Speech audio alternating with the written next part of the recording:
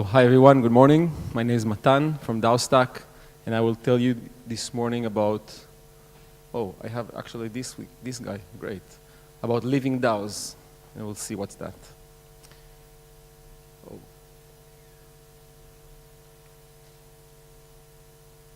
Like that, okay. So, this is roughly my plan. It's tentative, we can change it as you want.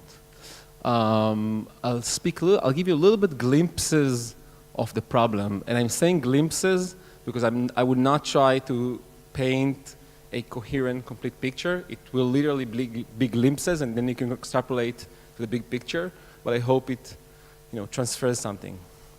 And maybe some glimpses of the solution, and again, this will not be a complete picture, it will be just ideas. I will then tell you a little bit about the forefront of experimentation, where we are at right now, what we achieved in the last 6 months in that regard, and then maybe some hinting for some big steps moving forward.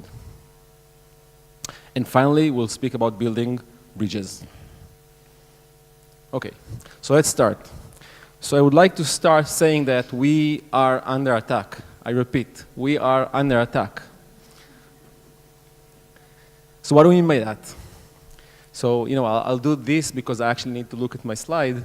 But basically, power locking, there is a huge amount of power locking due to the network effects that we are all familiar with, such as Facebook, Uber, Airbnb, and so on, and then which leaves no room for competition, and it opens up the door for user abuse. So you all know this is the situation where Facebook initially, in its first stage, has the incentives aligned with the users, all the users come, then there is a critical mass, then there is a network effect, then user cannot leave, then Facebook's interests are different, they want to grow economic value, which even if it's completely opposite with the interest of the users. So this is a known thing. Another fact, huge actors have the power to corrupt governmental agencies or agents to bend the rules in their favor, thus increases their power. This happens all the time. Dairy companies that put lobby on the government, change the rules, and eventually become monopolies. Another fact, huge actors have the power and incentive to misinform the general public, leading to systematic distortion of truth. Do you think that the biggest oil companies will distribute the truth about renewable energy, sustainable energy? Clearly they don't, and they have a lot of power and lobby and economic resources spent on distributing the wrong truth, and that's why we have a continuous distortion of truth. And most importantly, with any systematic way to abuse the system and gain power, and in crypto economics we have a very clear name for that. We call that attack vectors. The attacker gets stronger, and over time bad actors win the game. So I would argue that we are under constant attack, and bad actors are winning the game. And the common denominator of all of those examples, and again, these are just glimpses, is that they're all relying on centralized structures. So let's see that. Or maybe firstly the claim. So upscaling or wide-scaling centralized structures constantly increases the misalignment of interest between interacting agents, resulting in a lesser and lesser efficiency. So that's the situation right now. So let's see. So power locking due to network effects. Why don't we have user-owned network effects?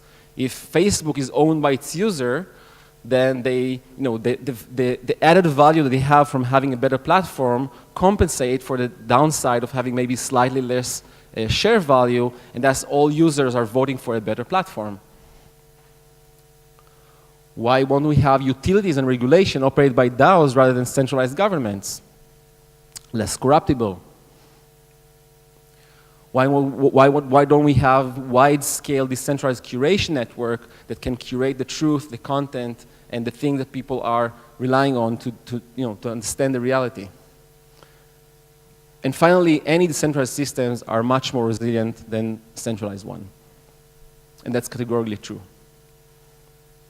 Okay, so now I'm just pausing for a moment from the big picture, and I will tell you the 1-minute summary of DAOstack. I won't get into it. I've spoken yesterday a lot about holographic consensus. I've spoken exactly here a year ago about the DAOstack, so I'll just give you a 1-minute summary. So it goes like that. You have the DAOstack, which you can see here. It's a full operational stack all the way from the blockchain level to the app level, eventually DAOs. It's right now in the mainnet and operational. You have the ARC framework over here. Let me see, over here, which is basically a complete framework for governance on the blockchain. So you can build with it any sort of governance protocol that you wish on the blockchain. And then specifically, we've implemented this family of holographic consensus protocol, and specifically the MVP, which is the Genesis protocol. I just described that in length yesterday, which is essentially implemented here in this primitive layer infra. I won't elaborate on it here, but just to say that that kind of protocols allow for large-scale effective coordination. Then we have Alchemy, which is our native interface in the DApp layer. So this is Alchemy. Basically, it allows interaction of users with a DAO and operating a DAO. And finally, we have the Genesis DAO, which is our kind of like native DAO of the DAOstack project, and I will speak more about that. And there are a few more layers that I'm not mentioning because they are less important right now. Okay, so the first stage was to put up Alchemy at alpha, so it was just an alpha product. It works on the mainnet, it works nicely, but it's still clunky, it's slow, maybe not well designed, and we had that. So I just presented the pre-alpha here exactly a year ago, I think in April. Then we've launched the alpha on August. We ran it for 5 months with a user base of like 100 users, and then right now it's down, and we're launching soon the beta. So the first stage was Alchemy Alpha with Genesis Alpha. This is the first experiment, the first true DAO experiment. Actually, 100 people operating as a DAO. So that's how it looked like. So this is a real snapshot actually from today. The system is down, but you can still browse it and see, for example, the histories. These are the proposals, the beneficiaries, and everything. And you see the beta. It's much more designed. Okay, so this is the summary of what we have achieved or experienced in 5 months of operation of Genesis. So firstly, there were 230 produced proposals, out of which 121 got approved by the DAO. These proposals, many of them, by the way, many of those proposals were just growing the DAO. So we started with 54 members, and we grew the DAO to 123 members, and every such new member had to come in, submit a proposal. I want to become a member, I want to get reputation or voting power, and, well, being approved, most of the time being approved. So you can see that many of those proposals, about half of the past proposals were proposals to ask for reputation, and then the other half was mostly about funding. So around 60 proposals were about funding, basically spending around 60 Ether every month. So at the time it was like $13,000 every month, quite effectively, and you'll see why. And then it kept very much decentralized. So there is some reputation flow. You can come in and get new reputation, but you can also gain more reputation if you're kind of like good behaving in the system. If you're making proposals that are passing, you get some reputation. If you are voting in line with the DAO, you're getting some reputation, etc., etc. And then still, the DAO remained very decentralized, and the largest individual reputation holder or voting power holder holds 3.2% of the reputation, and most users hold between 0.7 to 3.2% of reputation. Okay, and we got some results, which I think is very impressive for like a very first experiment and such a small funding. Just to mention a few, so we got 2 interfaces developed. Of course, they are still very, very preliminary, but we actually got 2 working interfaces developed by the crowd, by the community. One is a DAO Explorer, when you can kind of like explore all of the proposals and see slices and so on and so forth. And otherwise, DAO Initiator, where you can open up your own DAO, because when we set up the system, you couldn't open up your own DAO from the interface. We did that from the back end, and now some people build an interface for that. Sorry. Yeah. Okay, we've got 5 meetups organized, about 2 books and numerous articles published, podcasts, videos, and other content, including even a digital portrait of Vitalik. This is real. This is handily created, digitally created, and it was auctioned, or well, it was offered as a competition, and 10 people actually won that wonderful prize, not including Adam, who tried every possible means to win one of them. And then ongoing bi-monthly funded working group, and then finally many norms and non-financial agreements which have passed. And also one hack.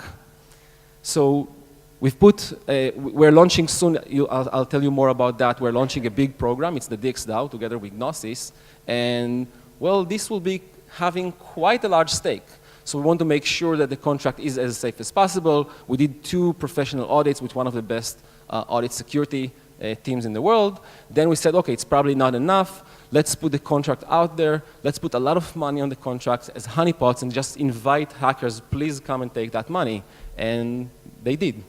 So there was a very big honeypot, very incredible community review. 2 critical bugs were found, and 1 was exploited, and 121 Ether were taken in a very elegant hack, which was amazing. That was the absolutely best code review we could ever have. And now we are getting into a next phase where we are doing again a professional audit. We're just completing it. Then again a large honeypot with the community reviewing it and hopefully taking some money. Sorry, hopefully not taking some money and we find it clean. But if they take money, it's better than take it now rather than take it later. Curiosity. There was a huge argument, so it looks like that.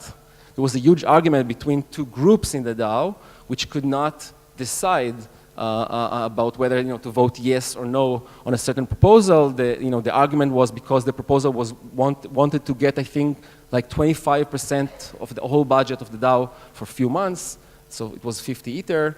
And we have this mechanism, if the vote is not well decided, at the end period of the voting period, the vote shifts from a yes to no or vice versa, then the vote extends in another period. We call it the quiet ending period.